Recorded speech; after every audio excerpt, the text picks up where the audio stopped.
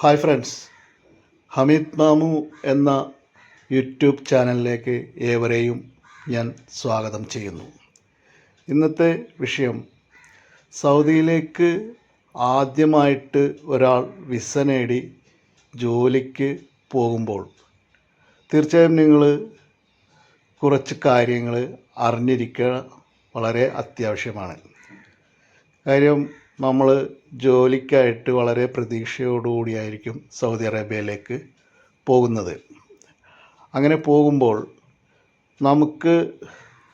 നമ്മൾ അറിഞ്ഞിരിക്കേണ്ട, നമ്മൾ അനുസരിക്കേണ്ട നിയമങ്ങളും അത്യാവശ്യം ചില കാര്യങ്ങളാണ് ഞാനിവിടെ പ്രതിപാദിക്കാൻ പോകുന്നത്.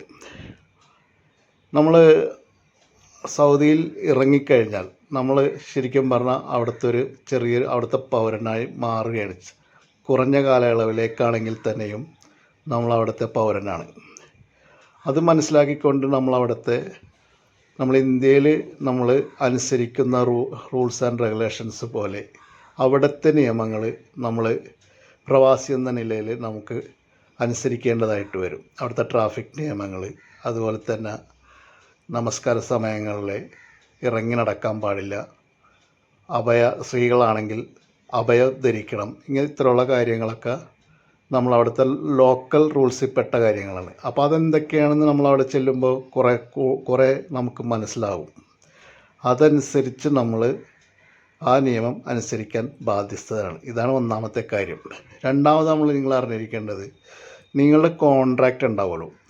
ആ കോൺട്രാക്റ്റ് പ്രകാരമുള്ള നിങ്ങളുടെ അവകാശങ്ങളും നിങ്ങളുടെ ഉത്തരവാദിത്തങ്ങളും ആ കോൺട്രാക്റ്റിൽ പറഞ്ഞിട്ടുണ്ടാവും. അത് അനുസരിക്കൽ നിങ്ങൾ ഓരോരുത്തരുടെയും കടമയാണ്. ഇപ്പോൾ കോൺട്രാക്റ്റിൽ ഉദാഹരണത്തിന് പ്രൊബേഷണറി പീരിയഡ് ചിലപ്പോൾ ചിലരുടെ 90 ദിവസമായിരിക്കും, ചിലരുടെ 2 മാസമായിരിക്കും. അപ്പോൾ അത് എത്രയാണെന്ന് വെച്ചാൽ അത് നോക്കിയിട്ട് അതനുസരിക്കണം. അങ്ങനെ ഇപ്പോൾ കാലാവധി ചിലപ്പോൾ 2 വർഷമായിരിക്കും, ചിലപ്പോൾ 3 വർഷമായിരിക്കും, ചിലപ്പോൾ 1 വർഷമായിരിക്കും. അപ്പോൾ ആ കാലാവധി നോക്കിയിട്ട് ആ കാലാവധി വരെ നിങ്ങൾ ജോലിയെടുക്കാൻ ബാധ്യസ്ഥരാണ്.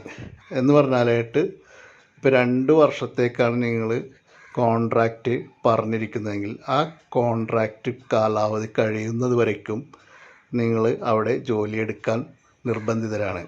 അതിനായിട്ട് ചിലപ്പോൾ നമ്മുടെ നാട്ടിൽ പല പ്രശ്നങ്ങളുണ്ടായിരിക്കാം, ഫാമിലി പ്രോബ്ലംസ്, രോഗം, ഇത്തരം കാര്യങ്ങളൊക്കെ വന്നാൽ തന്നെയും നമ്മൾ ഈ 2 വർഷത്തെ കോൺട്രാക്റ്റ് കഴിയാതെ നമുക്ക് അവിടെ നിന്ന് പോരാൻ പറ്റില്ല എന്നുള്ള കാര്യം മനസ്സിലാക്കിയിരിക്കണം. അങ്ങനെ പോകേണ്ടി വന്നാൽ, ചിലപ്പോൾ നിർബന്ധിത സാഹചര്യത്തിൽ പോകേണ്ടി വന്നാൽ അവർ അനുവദിച്ചാൽ തന്നെ ചിലപ്പോൾ അവർക്ക് അവരാവശ്യപ്പെടുന്ന കോമ്പൻസേഷൻ നമ്മൾ കൊടുക്കേണ്ടതായിട്ട് വരും. മൂന്നാമത്തെ കാര്യങ്ങൾ, അതായത് നമ്മൾ ഇക്കാമ പുതുക്കേണ്ട ഡേറ്റ്, വർക്ക് പെർമിറ്റ് പുതുക്കേണ്ട ഡേറ്റ്, പാസ്പോർട്ട് പുതുക്കേണ്ട ഡേറ്റൊക്കെ വരും. അപ്പോൾ അത് അവിടുത്തെ കലണ്ടർ പ്രകാരമായിരിക്കും. അവിടുത്തെ കലണ്ടർ എന്ന് പറഞ്ഞാൽ ഹിജറ കലണ്ടറാണ്. അത് 11 ദിവസം കുറവാണ്. സാധാരണ ഇംഗ്ലീഷ് കലണ്ടറുമായിട്ട്, ഗ്രിഗേറിയൻ കലണ്ടറുമായിട്ട് 11 ദിവസം കുറവുണ്ടായിരിക്കും. അപ്പോൾ ആ കുറവ് നമ്മൾ മനസ്സിലാക്കിയിരിക്കണം. കാര്യം ഈ ഇക്കാമ പുതുക്കേണ്ട സമയം വരുമ്പോൾ, അതായത് റെസിഡൻസ് പെർമിറ്റ് പുതുക്കേണ്ട സമയം ആകുമ്പോൾ നമ്മൾ ഇംഗ്ലീഷ് കലണ്ടർ ആലോചിച്ചിട്ട് നിൽക്കരുത്. ഹിജറ കലണ്ടർ 11 ദിവസം കുറവാണെന്നുള്ള കാര്യം ചിന്തിച്ച് വേണം. അപ്പോൾ ചിലപ്പോൾ അത് നേരത്തെ ആയിരിക്കും. അതപ്പോൾ നമ്മൾ ഇംഗ്ലീഷ് കലണ്ടർ പ്രകാരം കാൽക്കുലേറ്റ് ചെയ്താൽ ചിലപ്പോൾ ആ കാലാവധി കടന്നു പോയെന്നിരിക്കും. ഇനിയിപ്പോൾ ഇൻ കേസ്, അഞ്ചാമത്തെ കാര്യം പറയണേ, ഇൻ കേസ് എന്തെങ്കിലും ഒരു ഡിസ്പ്യൂട്ട് നിങ്ങളുടെ സ്പോൺസറുമായിട്ട് ഉണ്ടാവുകയാണെങ്കിൽ, ഉദാഹരണത്തിന് സമയത്തിന് സാലറി തരുന്നില്ല, ഇക്കാമ പുതുക്കി തരുന്നില്ല, അതുപോലെ തന്നെ മറ്റ് നിങ്ങളെ ഹരാസ് ചെയ്യുകയാണ്, നിങ്ങളെ കളിയാക്കുക, നിങ്ങളെ ഉപദ്രവിക്കുക, ഇങ്ങനെയുള്ള കാര്യങ്ങളൊക്കെ ഉള്ള ഡിസ്പ്യൂട്ടുകൾ, വഴക്കുകൾ ഈ സ്പോൺസറായിട്ട് വരുമല്ലോ. അങ്ങനെ വന്നു കഴിഞ്ഞാൽ 19911 എന്ന മിനിസ്ട്രി ഓഫ് ലേബറിൻ്റെ നമ്പറിൽ നിങ്ങൾക്ക് വിളിച്ച് പരാതിപ്പെടാവുന്നതാണ്. അതുപോലെ തന്നെ നിങ്ങൾക്ക് ലേബർ ഓഫീസുമായിട്ട് കോണ്ടാക്റ്റ് ചെയ്ത് പരാതി എഴുതി കൊടുക്കാവുന്നതുമാണ്. ഇതെല്ലാം നമ്മൾ അറിഞ്ഞു വെക്കുക. അതുപോലെ തന്നെ വേറൊരു കാര്യം അറിഞ്ഞിരിക്കേണ്ടത്, നിങ്ങൾക്ക് എന്തെങ്കിലും ഇക്കാമ വർക്ക് പെർമിറ്റ്, പാസ്പോർട്ട്, ഇങ്ങനെയുള്ള കാര്യങ്ങളിലേക്കെല്ലാം പ്രധാന ഡോക്യുമെൻസൊക്കെ പുതിയതായിട്ട് അവിടെ നിന്ന് ലഭിക്കുന്ന ഡോക്യുമെൻസ് ആണെങ്കിലും പഴയതാണെങ്കിലും അതിൻ്റെയൊക്കെ കോപ്പി നമ്മളെ കയ്യിൽ സൂക്ഷിക്കണം. കഴിയുമെങ്കിൽ കുടുംബത്തിലേക്ക് അതിൻ്റെ ഒരു കോപ്പി അയച്ചു കൊടുത്തു കഴിഞ്ഞാൽ അത് അവിടെ കാര്യം നമ്മുടെ കയ്യിൽ നിന്ന് എല്ലാം കൂടി നഷ്ടപ്പെട്ടു പോയി കഴിഞ്ഞാൽ ചിലപ്പോൾ ഒന്നും നമ്മുടെ ഡോക്യുമെൻറ്റ്സ് കയ്യിലുണ്ടാവില്ല. അപ്പോൾ അതിനായിട്ട് ചിലപ്പോൾ നമ്മൾ കുടുംബത്തിലേക്ക് അയച്ചു കൊടുത്തു കഴിഞ്ഞാൽ അത് അവിടെ ഉണ്ടാവും. അതുപോലെ തന്നെ ഇൻ്റർനെറ്റൊക്കെ ഉപയോഗിക്കുമ്പോൾ അവിടുത്തെ നിയമം വളരെ സ്ട്രിക്റ്റായിട്ടുള്ള നിയമങ്ങളാണ്. ഇവിടുത്തെ മാതിരിയല്ല. അവിടുത്തെ സോഷ്യൽ മീഡിയയിലും മറ്റും നിങ്ങൾ ഷെയർ ചെയ്യുമ്പോൾ, എന്തെങ്കിലും കാര്യങ്ങൾ ഫോർവേഡ് ചെയ്യുമ്പോൾ ബാൻ ചെയ്ത സൈറ്റൊക്കെ ഉണ്ടാകും. അതൊക്കെ നിങ്ങൾ ആലോചിച്ച് വേണം ഇൻ്റർനെറ്റും സോഷ്യൽ മീഡിയയൊക്കെ നിങ്ങൾ കൈകാര്യം ചെയ്യേണ്ടത്. അതുപോലെ തന്നെ 60 ദിവസം നോട്ടീസായിരിക്കും ചിലപ്പോൾ നമ്മൾ കോൺട്രാക്റ്റിൽ പറഞ്ഞിരിക്കുന്നത്. അപ്പോൾ ഈ കോൺട്രാക്റ്റ് തീരാൻ ചിലപ്പോൾ 2 വർഷത്തായിരിക്കും. 2 വർഷത്തെ കോൺട്രാക്റ്റ് ആണെങ്കിൽ 2 വർഷം ആകുന്നവരെയും കാത്തു നിൽക്കത്. അതിന് 60 ദിവസം മുമ്പ് കോൺട്രാക്ട് പീരീഡിൽ പറഞ്ഞിട്ടുണ്ടെങ്കിൽ, നോട്ടീസ് പീരീഡ് പറഞ്ഞിട്ടുണ്ടെങ്കിൽ ആ നോട്ടീസ് നിങ്ങൾ കൊടുത്തിരിക്കണം. അല്ലെങ്കിൽ ഓട്ടോമാറ്റിക്കലി നിങ്ങൾ 2 വർഷത്തെ കോൺട്രാക്റ്റ് തീരുമ്പോൾ ഓട്ടോമാറ്റിക്കലി അത് റിന്യൂ ചെയ്യും. അങ്ങനെ റിന്യൂ ചെയ്ത് കഴിഞ്ഞാൽ അത് കിവ പോലുള്ള പോർട്ടൽ വഴിയാണ് അത് റിന്യൂ ആകുന്നത്. അത് ഓട്ടോമാറ്റിക്കലി ചിലപ്പോൾ നോട്ടീസൊന്നും നിങ്ങൾ നാട്ടിലേക്ക് പോരാൻ താല്പര്യപ്പെടുന്നുണ്ടെങ്കിൽ നിങ്ങൾ നോട്ടീസ് കൊടുത്തിരിക്കണം.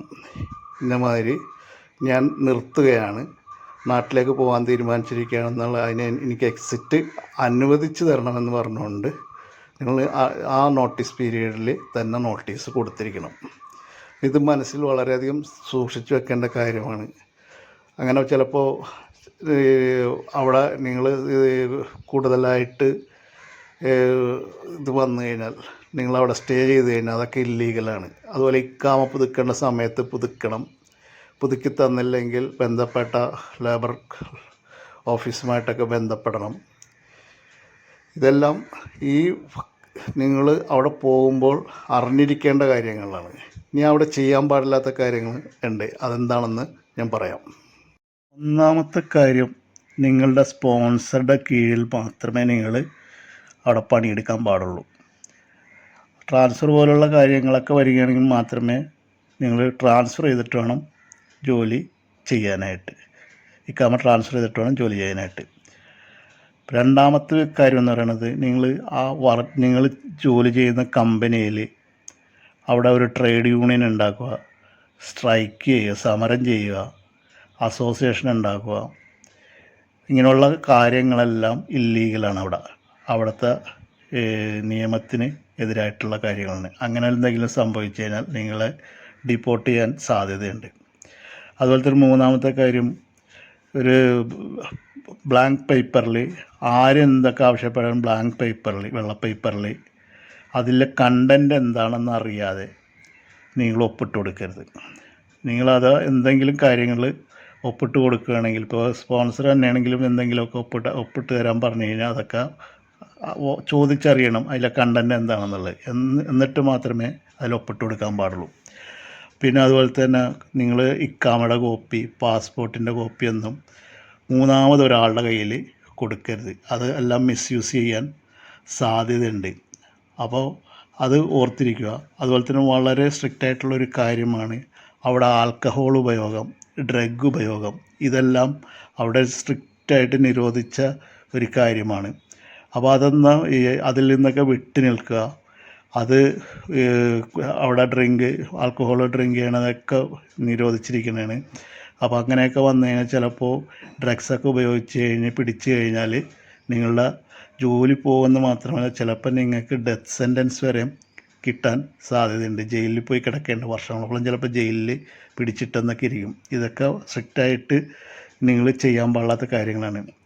അതുപോലെ അവിടുത്തെ ഏറ്റവും വളരെ ഇമ്പോർട്ടൻ്റ് ആയിട്ടുള്ളൊരു കാര്യം, നമ്മുടെ ഇന്ത്യൻ എംബസി, നമ്മുടെ എക്സ്റ്റേണൽ മിനിസ്ട്രി ഓഫ് അഫയേഴ്സ് പറയുന്നത്, അവിടെ ഈ സോഷ്യൽ മീഡിയ ഉപയോഗിക്കുമ്പോൾ വളരെ ശ്രദ്ധാലുക്കളായിരിക്കണം.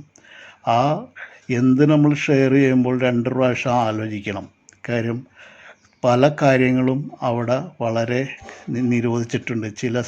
ചില സൈറ്റുകളൊക്കെ വളരെയധികം നിരോധിച്ചിട്ടുണ്ട്. സെക്സ് സൈറ്റുകളും മറ്റ് സെക്സ് പരമായിട്ടുള്ള കാര്യങ്ങളൊക്കെ നമ്മൾ ചെയ്ത് പിടിച്ചു കഴിഞ്ഞാൽ നമ്മൾ ചിലപ്പോൾ വർഷങ്ങളോളം ജയിലിൽ കിടക്കേണ്ടതായിട്ട് വരും. അതുപോലെ തന്നെ സ്ത്രീകളുടെ ഫോട്ടോഗ്രാഫി എടുക്കുമ്പോൾ നമ്മൾ ഫോട്ടോ എടുക്കുമ്പോഴൊക്കെ സൂക്ഷിക്കണം. ഫോട്ടോ എടുക്കുമ്പോൾ ഏതെങ്കിലും ബിൽഡിങ്ങുകൾ, ഗവൺമെൻറ് ബിൽഡിങ്ങുകൾ, ആർമി കേന്ദ്രങ്ങൾ, പോലീസ് ചെക്ക് പോസ്റ്റുകൾ, അതുപോലെ തന്നെ സ്ത്രീകളുടെ ഈ ഫോട്ടോ അവരുടെ അനുവാദമില്ലാതെ എടുക്കലൊക്കെ വളരെ നിരോധിച്ച കാര്യങ്ങളാണ്.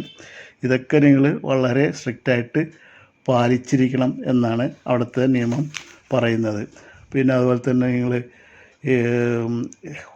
നിങ്ങൾ കമ്പനിയിൽ ജോലി എടുക്കുന്നു. ആ കമ്പനിയിൽ ചിലപ്പോൾ നിങ്ങൾക്ക് വളരെ ദുരനുഭവങ്ങൾ എന്തെങ്കിലും ഉണ്ടായി. അത് ശരിക്കും പറഞ്ഞാൽ ഒരു വീഡിയോയിൽ പകർത്തി നിങ്ങൾ സോഷ്യൽ മീഡിയയിൽ പോസ്റ്റ് ചെയ്യാൻ പാടില്ല. ആ കമ്പനിയെ ടാർണിഷ് ചെയ്ത് കാണിക്കാൻ പാടില്ല. കമ്പനിയുടെ തരം താഴ്ത്തി ഫോട്ടോയിലൂടെ നിങ്ങളത് ഷെയർ ചെയ്ത് എൻ്റെ കമ്പനിയിൽ ഇത്തരം സംഭവങ്ങളൊക്കെ നടക്കുന്നുണ്ടെന്നുള്ളത് ഷെയർ ചെയ്യാൻ പാടില്ല എന്ന് മിനിസ്റ്റർ ഓഫ് അഫെയർസ് പ്രത്യേകം പറയുന്നുണ്ട്, സർക്കുലറിലൂടെ പറയുന്നുണ്ട്. അപ്പോൾ അത് വളരെയധികം ശ്രദ്ധിക്കുക. നിങ്ങൾക്ക് ചിലപ്പോൾ അവിടെ ബുദ്ധിമുട്ടും കാര്യങ്ങളൊക്കെ ഉണ്ടായിരിക്കാം. ആ ബുദ്ധിമുട്ടുകളും കാര്യങ്ങളും വീഡിയോയിൽ പകർത്തിയിട്ട് അത് ഷെയർ ചെയ്യാൻ പാടില്ല എന്നുള്ളതാണ്. അതുപോലെ തന്നെ വിസയിൽ എക്സിറ്റ് റീ എൻട്രി വിസയിൽ നിങ്ങൾ വരുമ്പോൾ ഇന്ത്യയിൽ വന്നു കഴിഞ്ഞാൽ, ഇപ്പോൾ 3 മാസത്തെ കാലാവധിക്ക് വന്നു കഴിഞ്ഞാൽ ആ സമയത്ത് തിരിച്ചു പോയിരിക്കണം. അതല്ല, നിങ്ങൾ തിരിച്ചു പോയി 2 ദിവസം കഴിഞ്ഞിട്ട് തിരിച്ചു പോയി കഴിഞ്ഞാൽ ചിലപ്പോൾ നിങ്ങൾക്ക് ട്രാവൽ ബാൻ വരും. അപ്പോൾ തിരിച്ചു പോകാൻ പറ്റുന്നിരിക്കില്ല. യഥാസമയം തിരിച്ച് ഇന്ത്യയിൽ നിന്ന് പോയിരിക്കണം. അതുപോലെ തന്നെ സൗദിയിലെ അവിടുത്തെ സ്പോൺസർ നിങ്ങളെ 2 വർഷം കഴിഞ്ഞിട്ട് കോൺട്രാക്ട് പീരീഡ് കഴിഞ്ഞിട്ട് നിങ്ങളെ പിരിച്ചു വിടുകയാണ്. നിങ്ങൾക്ക് അവിടെ തുടരാൻ അവർ അനുവദിക്കുന്നില്ലെങ്കിൽ അവിടെ ഓവർ സ്റ്റേ പാടില്ല. അവിടെ നിന്ന് അബ്സ്കോണ്ട് ചെയ്യാനോ ഇതിനൊന്നും നിൽക്കാതെ അവിടെ നിന്ന് കയറി തിരിച്ച് പോരേണ്ടതാണ്. അപ്പോൾ ഇതെല്ലാം നമ്മളുടെ മിനിസ്ട്രി ഓഫ് അഫെയർസ്, ഇന്ത്യയുടെ എക്സ്റ്റേണൽ മിനിസ്ട്രി ഓഫ് അഫെയർസ് തരുന്ന ഗൈഡ് ലൈൻസാണ്. അപ്പോൾ ഈ ഗൈഡ് ലൈൻസ് നമ്മൾ സ്ട്രിക്റ്റായിട്ട് അറിഞ്ഞിരിക്കണം. അപ്പോൾ ഈ വീഡിയോ ഇവിടെ പൂർണ്ണമാവുകയാണ്. എല്ലാവരോടും പതിവ് പോലെ ഞാൻ പറയുകയാണ്, ലൈക്ക് ചെയ്യാനും ഷെയർ ചെയ്യാനും അതുപോലെ തന്നെ ബെൽ ബട്ടൺ ക്ലിക്ക് ചെയ്യണമെങ്കിൽ എൻ്റെ വീഡിയോ അപ്പോൾ നിങ്ങൾക്ക് ലഭിക്കുന്നതുമാണ്. മാത്രമല്ല, ഒരു കാര്യം കൂടി ഓർമ്മിപ്പിക്കുന്നു. നിങ്ങൾ എൻ്റെ വീഡിയോയിൽ താഴെ ഒരു ജോയിൻ ബട്ടൺ ഉണ്ട്. അതിൽ ക്ലിക്ക് ചെയ്ത് കഴിഞ്ഞാൽ എൻ്റെ വാട്സപ്പ് നമ്പർ നിങ്ങൾക്ക് പ്രൊവൈഡ് ചെയ്യുന്നതാണ്. ആ നമ്പറിൽ നിങ്ങൾക്ക് നിങ്ങളുടെ സംശയങ്ങൾ, സൗദി ലേബർ നിയമമായിട്ടുള്ള എന്ത് സംശയങ്ങളും ചോദിക്കാവുന്നതാണ്. അതിനായിട്ടൊരു ചെറിയൊരു കോൺട്രിബ്യൂഷൻ അടയ്ക്കണമെന്ന് മാത്രമേ ഉള്ളൂ. കാര്യം ഒരുപാട് പേര് എന്നോട് കമൻറ്റിലൂടെ ചോദിക്കുന്നുണ്ട് സംശയങ്ങൾ. പക്ഷേ എല്ലാവർക്കും എനിക്ക് മറുപടി കൊടുക്കാൻ സമയം കിട്ടുന്നില്ല. അപ്പോൾ ഇങ്ങനെ ചെയ്യുന്നവർക്ക് ഒരു പ്രിഫറൻസ് കൊടുക്കാൻ വേണ്ടിയാണ് യൂട്യൂബിൻ്റെ ഒരു ഗൈഡ് ലൈൻസ്. അപ്പോൾ ഇവിടെ തീരുകയാണ്. Good bye.